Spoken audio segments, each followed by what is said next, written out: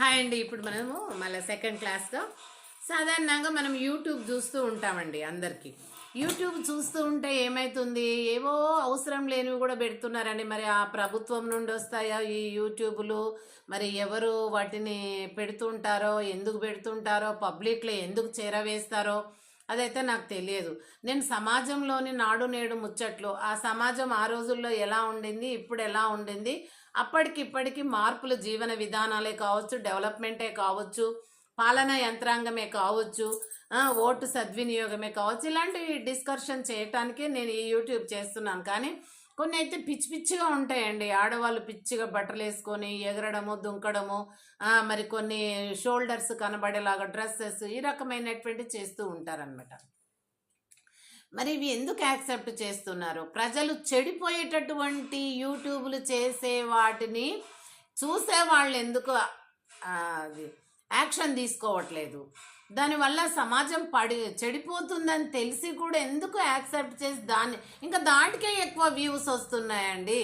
నేను ఎప్పుడన్నా అలా తిరిగేస్తూ ఉంటే ఆ పిచ్చి పిచ్చివి ఏవైతే ఉంటాయో వాటికి ఏంటి 3Kలు 1Kలు మిలియన్స్ ఇట్లా వస్తున్నాయి.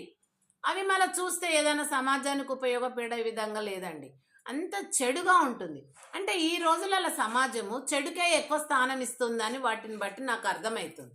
కానీ ఆ రోజులలో చెడు అంటే పెద్దల భయం ఉండేది, దేవుని యందు భక్తి భయం ఉండేది, దేవునికేమో భక్తి భయం ఉండేది, పెద్దలదేమో మరి సమాజపరమైనటువంటి భక్తి భయం ఉండేది, మరి ఆడామోగ అనేటటువంటి మరి హద్దులు ఉండేది. వాటిని బట్టి మరి ఇలాంటివి చూసేది కాదండి, ఇట్లాంటివి ఎక్కడ కూడా ఉండేది కాదు. మరి మా చిన్నప్పుడైతే యూట్యూబులు లేవు, సెల్ ఫోన్లు లేవు, ఈవెన్ ల్యాండ్ ఫోన్స్ కూడా ఎవరికి లేకుండే. మరి ఇప్పుడిప్పుడు అన్నీ డెవలప్ అవుతుంది, టెక్నాలజీ డెవలప్ అయింది అని అనుకుంటే ఒక అందుకు మంచిదే. కానీ మంచి కోసం వాడాలి కదండి. చెడ్డవన్నీ ముఖ్యంగా ఆడ మనిషిని, ఆడపిల్లను, ఒక స్త్రీని ఆట బొమ్మగా, అంగడి బొమ్మగా చేసి మరి తెరల పైన నిలబెడుతున్నారు. దానికి సపోర్టు సినిమాలు, చలనచిత్రాలు.